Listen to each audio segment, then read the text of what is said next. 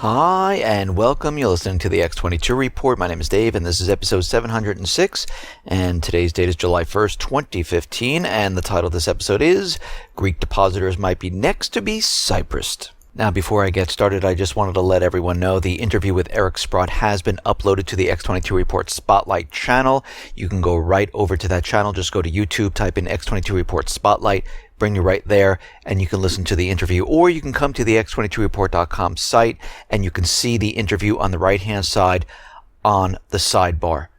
Let's get right into the economic collapse news. Now, we understand the economies throughout the Eurozone. They're not doing so well.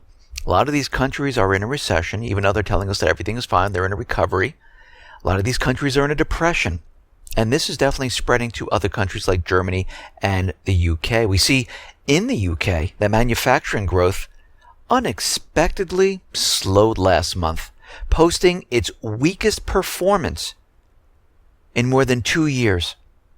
The demand in Europe is faltering. We see export orders have fallen for the third month in a row. And we can see at this point in time, Europe is not in a recovery whatsoever. If interest rates tick up, if this continues the way it's going and these countries continually get more and more debt, this entire system is going to fall apart. We have proof already. Look at Greece. The central bankers told us back in 2008, back in 2010, back in 2012, back in 2015, that Greece is fine. They just need more debt. We don't care if the people aren't working, as long as we continually put more debt into the country, implement austerity on the people, everything is fine. But we see it is not. The countries cannot survive like this. It's impossible. And when we look out in Greece, what are we seeing? Well, we're seeing that Cyprus is ready to accept most of the bailout terms from Europe. And Europe is looking at this saying, yeah, we're not going to do anything at this point in time, because I think the real agenda is to strangle Greece, to make the people suffer, to show them that you don't mess with the central bankers. And if you're going to mess with us, we're going to suffocate your country until you give. And I think part of their agenda is to remove Cyprus and to show the people, look what he did to your country. Let's bring in the other leader that will cooperate with us, that will do whatever we want. And this is exactly what we are seeing right now. Tsipras said he will not back down on the referendum. He said he's not going to cancel it. And he wants the people, and he urges them, for a no referendum. He called on voters to reject austerity measures in Sunday's referendum to help end the standoff with creditors. Come Monday, the Greek government will be at the negotiating table after the referendum with better terms for the Greek people. Tsipras calls for a no vote. Greece receives better proposals for debt after referendum call. Tsipras says government fighting to protect people's pensions. Tsipras says no vote is decisive step toward better deal. And most likely it probably is.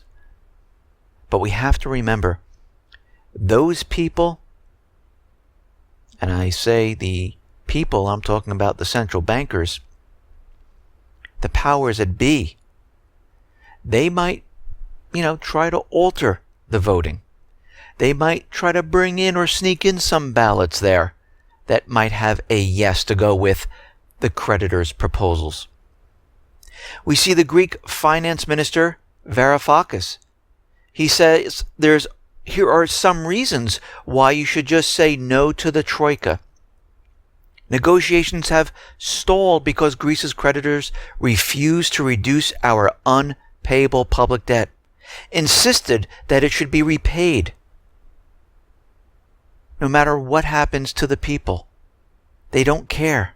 They don't care what happens to the children, to the grandchildren. They don't care if people are struggling. They just want their money, even if it's odious debt, where this debt was created illegally. He says the debt must be restructured. Yeah, because if they continue like this, Greece has no economic growth. The next generation is going to suffer worse than what's happening right now. The Eurogroup had previously, on November 2012, conceded that the debt ought to be restructured, but is refusing to commit to a debt restructure. Again, they want Greece to suffer. They want to show the people they need to replace the government. This is what they're pushing right now. He's saying that Greece will stay in the euro. The current impasse is due to this choice by the creditors and not by the Greek government discontinuing the negotiations or any Greek thoughts of Greek exit and devaluation. He's saying that Greece's place is in the eurozone. But again, we have to watch the actions and not what these government employees say. Because again, they've already made a deal with Russia for the Turkish gas pipeline. And if they stay with Europe and they come out with some type of deal, unless this is included in the deal, which most likely it won't be, they're going to tell them to cancel that agreement with Russia. And this is going to cause a problem. We see the banks opened up for a little while. 1,000 Greek branches chanced the opening of their doors, and there was a stampede of older people looking to get their pension monies. Lines formed out the banks. People were pushing and shoving. They wanted their money. Again, what we're seeing right now is a collapse of Greece. We're seeing the store shelves completely empty. We're seeing people running to get fuel, people trying to get cash, people trying to get supplies. This is what it's going to look like. Now take this and multiply it out when the entire system comes crumbling down. What do you think the world is going to look like? Where do you go at this point if each country is having the same problem?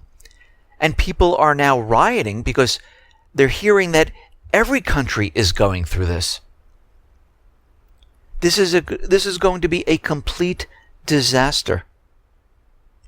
And we see that out of leaked documents, leaked IMF documents, that austerity is not enough to save Greece. Even if Greece accepted all the austerity measures demanded by the creditors, the Troika, the central bankers, it still would not be able to make ends meet by 2030. And this is according to the IMF estimates revealed in a set of documents obtained by a German newspaper. The most optimistic scenario shows that Greece's decision not to accept the bailout deal is the best decision right now. They prove that for Greece to survive economically, it needs real debt relief measures, not austerity. And what we're seeing right now is this is exactly what they need. They need to get rid of the debt. More austerity and more debt brings what? Brings hardship to the people. It does not bring economic growth. It does not spur economic growth. It makes the next generation unemployed. It makes people angry. And it keeps the government in debt, going nowhere. There's no revenue coming into the country. And we understand there's protests going on inside of Greece. And what's very strange is the people are out there saying, yes, vote yes, vote yes. Now, think about this for a second. What they're really saying is, We want more austerity. We want our jobs canceled. We want to struggle. We want more debt in the country. We don't want things to get better. It doesn't make sense. And when they interviewed one of the protesters who were chanting, yes, yes, yes, let's stay in the euro, the response was totally off the wall. A woman responds that she knows that 95% of the Greeks will be hurt, but it's only in the European Union that legal democratic processes are guaranteed. What? You can tell that this whole thing, where people are chanting yes, yes, yes, is completely put together to try to persuade people to stay in the euro, to go with the creditors' proposals, to keep the creditors prosperous. This is why they're pushing this. They don't care about the people. And like I said this many, many times before, the central bankers have no allegiance whatsoever to a people or to a country. They could care less. And what's very interesting, a UN report has come out that says that austerity does absolutely nothing. Actually, it condemns children to poverty. Now think about that for a second. Austerity condemns children to poverty. The next generation will be kept in poverty under the control of the central bankers. This is what they want.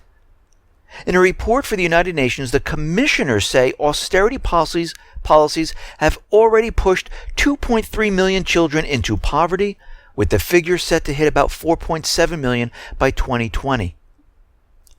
Child poverty rates remain unacceptably high, according to the commissioner's assessment, the first full-scale review in 7 years. And they're looking at this in the UK and in many other countries. And they are seeing that the next generation are going to be poor people, which makes it easier for these central bankers to control. This is what they like. This is what they're aiming for. Now, we understand that Greece is going to have a referendum, and of course Europe is already out there.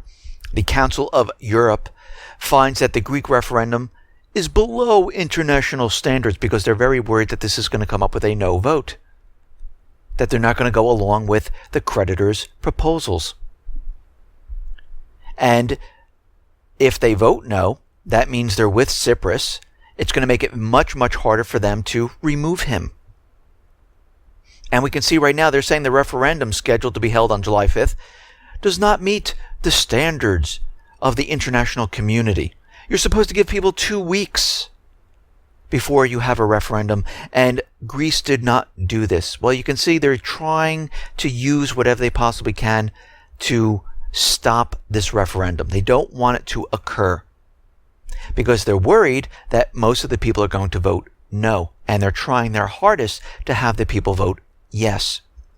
The Greek energy minister, he's out there saying that they have a plan B, that we don't need the EU money. And he's saying that Greece right now doesn't need the European Union money. He's saying that they have the ability, but he can't outline specifics right now, about a different plan they're going to follow. He said it is too early to unveil the plan because negotiations are continuing and we want to see what's going to happen after the referendum. But there is a plan B, and I'm just curious in what this plan B could be. Now, it could be any of the options that we discussed yesterday, where they decide to maybe go with Russia or the BRICS, or go out with a parallel currency, print up the drachma, and eventually get rid of the euro. And we're going to have to watch this very, very carefully because we're coming up to the July 5th date, and we'll have to see how this all plays out. Right now, all talks are kind of breaking down, and nothing is being accomplished. We know that S&P right now downgraded Greece. Fitch has downgraded Greece further to CC. And the CEO of Blackstone is giving like kind of a warning, but saying, yeah, we can contain Greece if they decide to exit. And basically, Blackstone's chief executive And Chairman Stephen Schwartzman said Greece's banking system could collapse if voters rejected the bailout terms. But don't worry, the Eurozone is prepared for something like this. The banks are much stronger right now since 2010, and they can maybe contain the entire situation. Well, we'll have to wait and see how they contain this. And by containing it, does that mean if this thing spreads, all they do is shut down the banks and they start implementing the bail-in documents where they go inside and take the people's money? Yeah, that's containing it, but is it helping the people? No, it's hurting the people. But again, it doesn't matter at this point because the central bankers have no allegiance to the people. Now, we understand what happened in Cyprus where there were bail-ins. People woke up the next day, banks were closed, central bankers, the government there was saying, oh, don't worry, we're only going to take about 8% of your money. They ended up taking 47%. And we could see the same thing might happen in Greece. Mario Draghi may look to tighten the screws on some type of haircut in Greece. I mean, they could go ahead and go inside the banks, take what they need, and give them worthless bank stock. Now, what is that percentage going to be? We don't know at this time. Right now, the ECB says this is on the table, but we're not going to implement it just yet.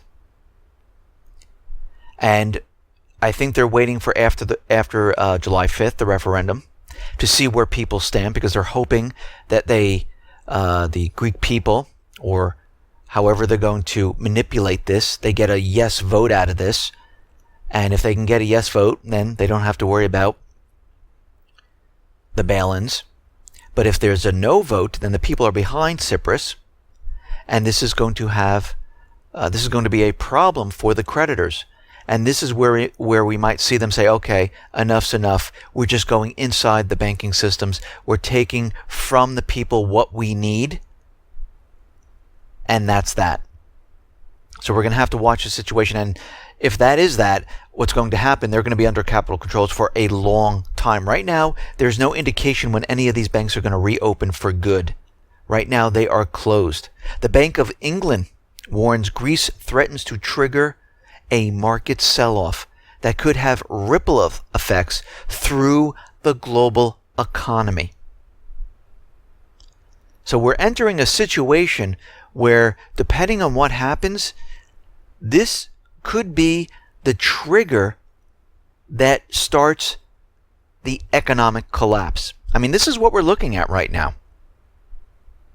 So we're going to have to follow this situation very, very carefully. Now, here in the United States, everything here is the complete opposite of what's going on in Europe. Here, they're telling us that we're in a recovery, that everything is fine. And most of these statistical numbers that are coming out are controlled by the U.S. government central bankers. And they continually tell us that, yeah, look, all these numbers look good. We're in a recovery. There's nothing to look at. And we see that ADP came out with their numbers. Job gains were dominated by services. 225,000 jobs, with goods-producing firms gaining a mere 12,000 jobs. This comes after Challenger & Gray showed job cuts increased by 42.7% year-on-year in June, and are at the highest level for June since 2009. And again, you have to remember, the U.S. government got rid of that department that reports on layoffs. It wasn't important. And we can see right now that the layoffs are continuing. They are nonstop. We see Chicago public schools, they're going to be laying off 1,400 people. Virgin Atlantic, 500. Apollo Education Group, 900. Intuit, 399. Continental Commercial Products, 155. Mercy Health, 347 jobs. And the layoffs just keep on coming. A lot of the corporations already announced that they're laying off tens of thousands of people. But they're continually telling us that unemployment is very low and people are getting jobs left and right. And if this was true, we have to use common sense, and they're telling us that we're near full unemployment, this is coming from the Fed, we would see retail expanding, homes almost reaching the same place we were at 2005, 2006. We would see a completely different economic picture right now. What we're seeing right now is retail is contracting. People are being laid off. Housing hasn't really improved that much since 2008. Yes, prices have gone up because that is controlled by the U.S. government central bankers by inflating the bubble. But the number of sales of homes has not improved. Not at all. We see manufacturing continually declining. Markets Manufacturing Survey tumbled. New orders were only marginally higher and production slowed. Manufacturers indicated a slowdown in production growth for the third month running during June, worse since October of 2013. So it doesn't look like things are getting better. Yes, the stock market's getting better. Gold is being suppressed. The government is able to use manipulated numbers to convince people that things are fine. But when we look at when we look at the entire situation, we see that manufacturing is declining. And this tells us that if manufacturing is declining, then people aren't purchasing goods. If people aren't purchasing goods, that means people don't have jobs. If people don't have jobs, what is the government talking about? I mean, we see the Baltic Dry Index. It shot up, but it is falling very fast once again. We are now down to 794. We shot up to 859. We're already down to 794. It's falling right back to where we were. So whatever the factories needed, whatever raw material needed at that point in time, they got it, and that was it. That was the dead cat bounce. That's all we saw. Now, those people who live in the United States, they know that 4th of July is coming up, and it's this weekend. And when the government and central bankers are telling us that prices have not gone up whatsoever, that inflation is very low, we're seeing a completely different picture right now. Because when you have your barbecue in the backyard, or you go to a friend who's having a barbecue, and there's, quite a few of people that show up, just keep in mind that the cost of the food has gone up in the last 10 years by 30%. Even in just the past year, prices on many items have risen. Beef is up by 7.3%, lettuce 6.2%, tomatoes 6.8%, bread 4.4%, and pickles 3.6%. Even soda ticked up by 0.9%. So when we look at this, and the government continually tells us we don't see any inflation, it's not difficult for the people. Yeah, it is. Actually, the elderly definitely see it and feel it. This is why they can't survive on their pensions. This is why you see them out working at the part-time jobs. They're trying to keep up with the cost of food, with the cost of everything continually going up. And a lot of it is masked. But the cost is still going up. And what I mean by that is a lot of the products shrink. A lot of the ingredients in the products have been changed. And it seems like it's the same price, but you're really getting less for what you're paying for. So really, the cost has gone up, but a lot of people don't recognize this. They don't see it because they go out and they say, oh, let's get the ice cream for 4th of July. But that half a gallon is no longer a half a gallon. But the price is the same, or the price is a little bit higher. And people they use the products and they're like, why did I run out so fast? Well, that's because you did not get the same amount as you did before. And we're seeing this quite a bit with a lot of manufacturers who are now shrinking their products and giving you less to keep the price at the same mark. We see in real estate the real estate market is starting to rip apart right now. We see mortgage applications are down another 4.7%. We see that the government, the central bankers, are continually telling us that home sales are fantastic, things are getting better. But when we look back in May, we see that contracts actually fell by 2.3% in May. And that's the actual number. It's not seasonally adjusted. And this tells us that the real estate industry is not doing as well as everyone believes. Because when they tell you, oh, look at all these pending home sales, a lot of these contracts and a lot of these sales fall off. They don't report on that. They just tell you what you want, what they want you to hear. They don't tell you anything else. And this is why leading up to 2008, people thought the real estate market was absolutely fine because the corporate media, the central bankers were all out there saying that everything is fine. Everything's contained. We're not forecasting a recession in 2008 as we're mentioning this in 2008. We're seeing the same thing today with the National Association of Realtors where they're telling you that, yes, things are going to start to pick up. Well, I'm telling you the opposite. Everything that I'm looking at, every indicator that I'm seeing is screaming. We are in the same position as 2007. And the real estate market never recovered, even in prices. Actually, I see prices coming down all the time. People have their homes on the market longer and longer, and they're dropping the prices. This is how it starts. Is it in every single area all at once? No, it isn't. But it will spread. And people will all of a sudden say, oh my God, I just paid $600,000 or $500,000 for this house, and it's only worth $250,000. It happened before. It's happening again. This time it's worse because we are bringing in the same subprime people with 0% down. Most of the people who owned a home couldn't go out and purchase another. The youth of America aren't purchasing. Most of the people who own the homes are the investment company, hedge funds, and foreign investors. The rest of Americans are sitting on the sidelines. So when this comes crashing down, it's going to hit hard. And it's going to be devastating to a lot of people. And we understand the government is trying to re-educate our young for what's coming up. Because they realize that this system is dying. They realize they're going to have to restart it. They realize we're going to go to war.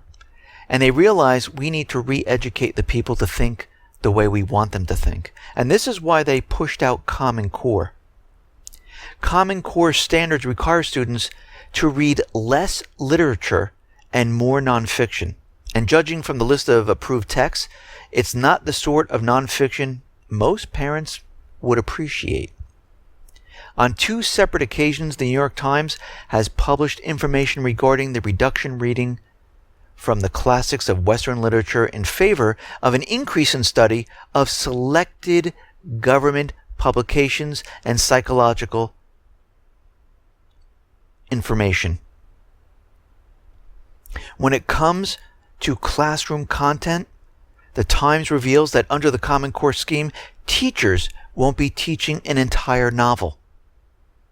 But what they're going to use is technical reports and government-sponsored white papers to ensure that the teachers are teaching the concepts that the novel would have gotten across. So they're going to rewrite what they want you to know instead of you reading the actual book.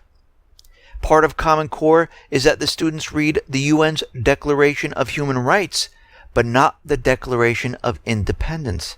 Now that's very interesting. Why would they do that? Well, what's the difference between the two? And when we look at the difference, it becomes clear.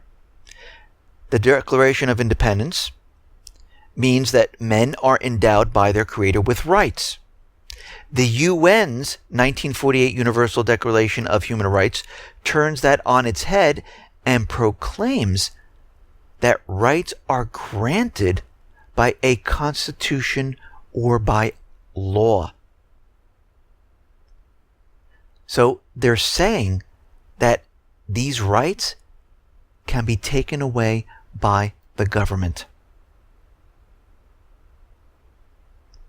In a textbook approved by Common Core for use by students studying for the Advanced Placement History exam, the Second Amendment is defined this way. The Second Amendment, the people have the right to keep and bear arms in a state militia. Well, that is not true. They rewrote the Second Amendment. Actually, they rewrote a lot of the rights. Another book says it a different way. Grants citizens the right to bear arms as members of a militia of a citizen soldiers. Then there is a worksheet reportedly approved by Common Core for use by history teachers in preparing lessons on the Bill of Rights that informs students the government of the United States is currently revisiting the Bill of Rights. They have determined that it is outdated and may not remain in its current form any longer. How would you change it? Because we can change it at any time. Well, again, this is not true. Once again, the Bill of Rights cannot be changed. The only way these things can be changed is if all the states agree to change it. No individual or the federal government can just come in and change any of this. And this is what they're trying to convince the next generation of. They're trying to convince them that the government can take away your rights or give you the rights. They're trying to rewrite the rights that were laid out in the Bill of Rights. And they don't want people reading classic literature. They want them reading the government-sponsored papers that tells you about the literature. Think about what they're doing here. It is complete brainwashing of the youth of America. It's a form of control to dumb them down, to keep them in line, to make sure they have no creative ideas or any type of idea of maybe disagreeing with the government or saying, you know something, let's make a stand. This is what they are doing right now. And we're going to see later down the line, people are going to look back and go, wow, our educational system is completely messed up. We have dropped further in the rankings around the world because ever since the government has stepped in and they keep telling us that our rankings keep going down, do you know every time the government steps in and tells us this is going to be better, we fall lower and lower and lower? The best way is for the communities, and this is the way our founding fathers wanted it. The communities will decide how we teach our children. The parents will decide. Because guess who's looking out for the youth of America? Ah, that's right. The close-knit communities and the parents. And they want the best for the children. What does the government want? Well, I'm going to tell you right now, they don't want the best for your children or for you. Now, we have seen over the last couple of months where drones, flew into the White House area and they started making laws saying, no, there can be no drones whatsoever. And this was all done on purpose because what they wanted to do is they wanted to make Washington a no-drone zone. And this is exactly what they did. The U.S. government announced that the skies over Washington, D.C. was a no-drone zone. And no person can operate an unmanned aircraft in the area. It was completely illegal. And this goes for all the communities surrounding Washington, D.C. So there's no drones whatsoever. So anyone that wants to bring a drone to this area, it is completely illegal and you will be fined or arrested.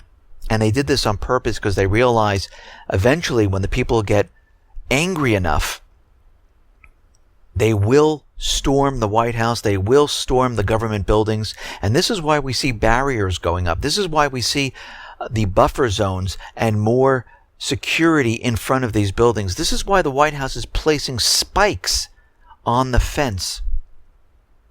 Because they're getting prepared and ready. And they don't want these drones flying above. Having cameras to see the landscape or using it for some other reason. So they just completely banned them, and they feel that at this point in time, they are now safe against the people. Out in Spain, we see the people there are protesting. It's a rally against the gag law. Mass protests greeted a new Spanish public security law that would make it harder for the public to rally. And we talked about this before, and now it's here. It's called the gag law. The new legislation puts restrictions on journalists reporting on the police. Thousands rallied in the streets of Madrid and other cities on Tuesday evening against the citizen safety law coming into effect Wednesday morning. They want all of us to be silent, for no one to protest. This is coming from Juan Sanchez, a 20-year-old student. With the gag law brought into force, the practice of journalism will be less free. But this is what the governments want. They're trying to remove the freedom of speech. They don't want you videoing. They don't want you gathering. They don't want you protesting. And this is why we see all these laws coming out now. Even though all these people were in France, arm in arm, talking about the freedom of expression, freedom of speech, again, those are words. Look at their actions. The actions show us this is not what they want whatsoever. Now, out in Ukraine, we see the situation is starting to heat up. We understand that Ukraine wanted to continue with the discount price. Russia came back and said, okay, at first, we're going to go to the market price that everyone else is paying for. And then they said, okay, listen, we'll give you an increased discount price, but it's still below the market price. And Ukraine said, absolutely not. We are not going to accept this. And now the gas is shut down in Ukraine because they haven't made a payment. But again, Ukraine doesn't care at this point in time. And the corporate media is out there trying to convince everyone that Russia just shut them down. No, they didn't pay. If you don't pay, you can't get the gas. But of course, this is all leading up to the major offensive. And we see this right now, that they're trying to build this up. And they're going to continually use this propaganda. And they'll use it to say this is why the offensive started. Because Russia is provoking. Russia has troops in the country. Russia shut off our gas. And you can see how this is building up. But again, this is all propaganda to make you think this is why Kiev is now attacking. The Ukrainian parliament has ratified a memorandum of agreement with NATO. The acceptance of these acts creates a normative legal base for cooperation between the government of Ukraine and NATO in communications, information, and it defines the main principles of cooperation in regard to consultations, management, and communication. So NATO and Ukraine, this is what they wanted from the beginning. They are coming closer and closer together. Ukraine is with the EU system. This is what it was all about. But again, they didn't get the southeastern region or Crimea. And again, the central bankers didn't get what they paid for. And they will push forward with their agenda. And this will be coming very soon. We can see the propaganda is flying wild at this point. We understand the P5+1 talks have been extended 1 week until July 7th. We see the UN International Atomic Energy Agency, Yukiya Amano, will depart for Tehran to do his last inspections, to put together a report on how Iran is not making nuclear weapons, to convince everyone that everything is fine. And again, the IAEA is in there all the time. Iran has signed the NPT document, and they abide by all the rules. And nothing has ever been found in this country. And like I said, this whole entire deal has nothing to do with nuclear weapons. Go back to 2008, I believe it was, when Wesley Clark was out there saying that these are the countries we're going to go into. The last two were Syria and Iran. And the reason we're going into them is to take over the central bank, put all the resources on the dollar. And these are the last two countries they need to get into. Yes, the other parts are falling apart. Lebanon, Libya, Yemen, Iraq. But they'll go back into those later and restore the puppet regimes. But this is what they're trying to do. This whole thing is to take control of Iran and sell their oil on the dollar to keep the system propped up for a little longer. We understand out in Tunisia, the shooter who killed 39 people, they're saying he was trained in Libya. That's where it's all coming from. And you know why they're doing this? Because you know they're getting ready to go back into Libya. They're trying to make the case on how they can get in there. And we know that the United States just can't go in there. They're using the proxy army of the Saudi Arabia to fight in Yemen to restore the puppet government, because right now the United States doesn't have the authorization for war. Congress is not even looking at it. The people are not motivated to pass the authorization for war or even call for it. And this is why we most likely will see a major event coming soon. Now, the Human Rights Watch released findings on Tuesday detailing the devastating consequences of the airstrikes in Yemen. They're hitting a lot of infrastructure. They're hitting residents. And they're saying that the United States is responsible for this because they refuel the jets, they point out the targets, and of course, they're orchestrating everything. And right now, they're launching an investigation into what is going on here. And the people are saying that the U.S. potentially is liable for all of this. And of course they are. What is the reason to go into Yemen? The people rose up, they threw out the puppet regime, and they said, we want our country back. Then Saudi Arabia, who was never attacked, came in and decided to bomb Yemen out of nowhere. So they invaded a sovereign country. And the U.S. is backing them. We see how this is all playing out. The proxy army of the U.S., Israel, and UK, and you know who I'm talking about, and I call them the proxy army now, is saying that they want to throw out Hamas in Gaza. So let's think about this. They're going into Gaza, and they want to take over that area? No, this is to make it look like they need to go into Gaza. And it looks like Israel is definitely getting ready to move back into Gaza and start the war there.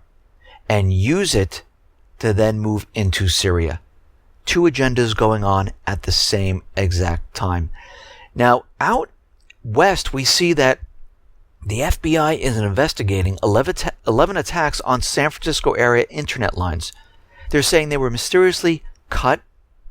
And if we go back in time to the power infrastructure that was shot up and those lines were cut, they never found those people. We see the same thing is happening right now. So we see physical attacks on the power infrastructure and physical attacks on high-capacity internet cables. Now, either this was a training mission to see how this would affect the area. They could pull it off without anyone seeing, and it worked out perfectly. And this is all being created and pushed for the next event. And you can see all these really strange things are occurring right now, which everyone's scratching their head. Why would this happen? What benefit does someone get by cutting the internet lines? Think about it for a second. Not just one. 11 physical attacks. So you can see something is definitely being prepared and readied. We see the FBI is out there and they're continually giving us warnings about this 4th of July that something could happen and we might see some type of an event. And they're telling the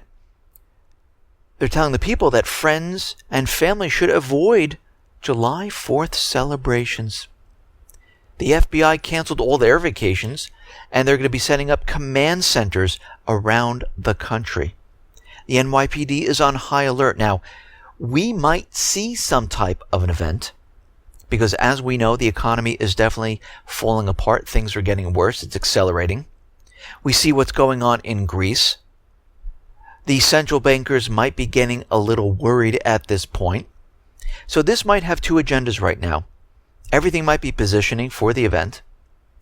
And we can see that the first part is they're trying to get people away from celebrating their independence from the government. from a British government or the independence from the federal government. The second agenda, if they get the green light, is to push the event and start it now in the month of July. And this would definitely push the authorization for war, depending on what group they're going to use and what type of attack they're going to use here in the country. And we're going to have to watch this situation very, very carefully. I'm more leaning towards the controlling the crowds, controlling people celebrating their independence than the event. But this could change as we get closer and closer to the 4th of July. I think they're just trying to keep people scared and afraid that something will occur, because it's all over the press, it's all over the corporate media, and they're really pushing this hard.